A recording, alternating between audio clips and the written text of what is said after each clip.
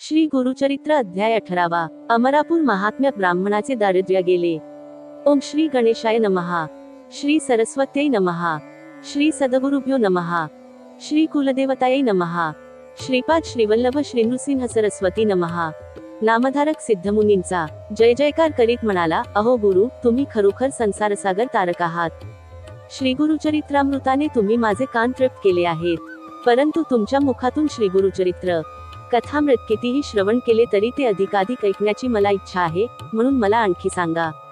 नामधारकाने अशी विनवणी केली असता सिद्धमुनींना आनंद झाला. ते म्हणाले, नामधारका, तुझी श्रीगुरुचरणी असलेली भक्ती पाहून मला आनंद होत आहे.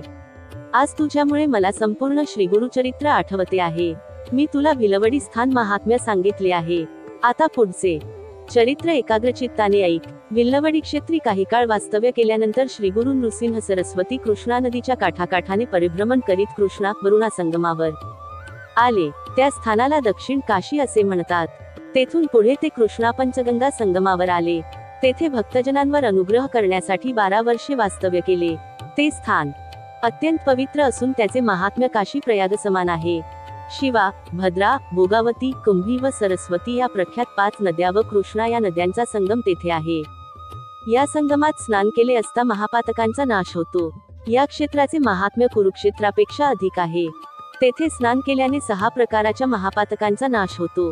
प्रयागात माघस्नान केल्याने जे पुण्य प्राप्त होते त्याच्या शतपट पुण्य या संगमात एकदा स्नान केल्याने प्राप्त होते. येथे अमरेश्वराचे प्रसिद्ध मंदिर असून त्याच्या दर्शनाने अमरत्व प्राप्त होते.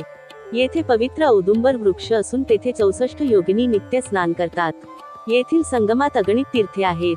त्यात शुक्लतीर्थ, काम्यतीर्थ, वरदतीर्थ, प्रयागतीर्थ, शक्तितीर्थ, अमृतीर्थ, कोटीतीर्थ ही विशेष प्रसिद्ध आहेत. या तीर्थात स्नान केले असता ब्रह्महत्यादी सर्व पातकांचा नाश होतो.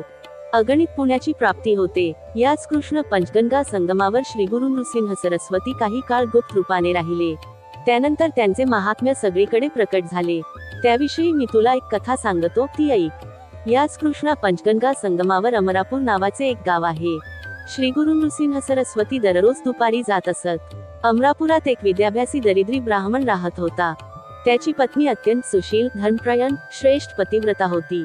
हा ब्राह्मण गावात कोरडी भिक्षा मागून आपला उदरनिर्वाह करीत असे. जे काही मिळेल त्यात तो आनंदाने राहत असे. कधी भिक्षा न मिळाल्यास तो त्याच्या अंगणात असलेल्या घेवड्याच्या वेलाच्या शेंगा रांधून भोजन करीत असे. आहे त्या परिस्थितीत तो दारी आलेल्या अतिथीची पूजा नेहमीच करीत असे. त्याची पत्नी सुद्धा दारी आलेल्या अतिथीला मोकळ्या हाती परत कधीही पाठवित नसे. कोरडे भिक्षान, अतिथी सेवा व ईश्वराचे भजन पूजन यात तो ब्राह्मण आपल्या पत्नीसह सुखात होता.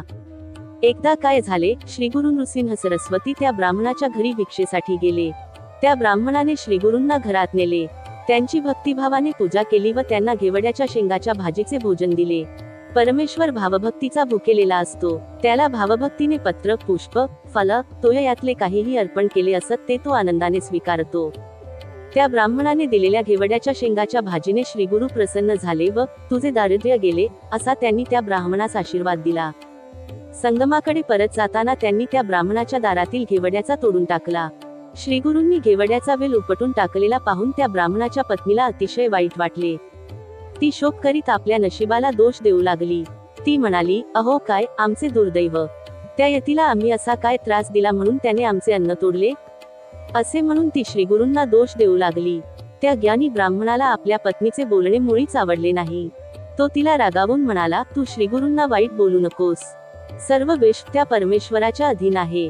सर्व काही आपल्या प्रारब्धानुसारच घडत असते. त्या परमेश्वराने अगोदर अन्नपाण्याची व्यवस्था केली व मग 84 लक्ष सृष्टी निर्माण केली. आपण पूर्वजन्मी काही पाप पुण्य केले असेल त्याचे फळ या जन्मी भोगावेच लागते. जे पेरावे तेच उगवते. त्यासाठी इतरांना दोष देणे योग्य नाही. त्या यतीश्वरांनी जाताना आशीर्वाद दिला आहे, त्यावर विश्वास ठेव. श्रीगुरूंनी घेवड्याचा वेल उपटून टाकला होता. आता सगळाच उपटून टाकावा म्हणून त्या ब्राह्मणाने कुऱ्हाड घेतली व घेवड्याचे मूळ उकरून काढण्यास सुरुवात केली आणि काय आश्चर्य, त्या वेलाचे मूळ उकरताना त्या ब्राह्मणाला जमिनीत धनाचा हंडा सापडला. ही तर त्या श्रीगुरूंची कृपा. श्रीगुरु आमच्यावर प्रसन्न झाले. त्यांनी दिलेला आशीर्वाद खरा ठरला. ते सामान्य मनुष्य नाहीत. यतिवेश धारण केलेले ईश्वरी अवतार आहेत. त्यांनी आमचे दैन्य दारिद्र्य नाहीसे केले, असे म्हणून त्यांनी श्रीगुरूंचा जय जयकार केला. मग तो ब्राह्मण आपल्या पत्नीसह संगमावर गेला. दोघांनी श्रीगुरूंच्या चरणी मस्तक ठेवून त्यांची मोठ्या भक्तिभावाने पूजा केली. त्यांनी घडलेला सर्व प्रकार श्रीगुरूंना सांगितला. श्रीगुरू त्यांना म्हणाले, जे घडले ते कुणालाही सांगू नका. जर कुठे बोलला तर आलेली लक्ष्मी निघून जाईल. तुम्हाला सर्व सुखे लाभतील. तुमच्या वंशात लक्ष्मी कायम राहील. तुमचे इहपर कल्याण होईल. श्रीगुरूंचा हा आशीर्वाद ऐकून त्या ब्राह्मण पती पत्नीला अतिशय आनंद झाला. ही कथा सांगून सिद्धयोगी नामधारकाला म्हणाले, श्रीगुरू नृसिंह सरस्वतींचे महात्म्य असे आहे म्हणून त्यांना शरण जावे. त्यांची भक्तिभावाने पूजा करावी. त्यामुळे आपले इहपरलोकी कल्याण होईल. अशा रीतीने श्रीगुरुचरित्रामृतातील अमरापूर महात्म्य ब्राह्मणाचे दारिद्र्य गेले नावाचा अध्याय 18 समाप्त. श्री गुरु दत्तात्रेयार्पणमस्तु.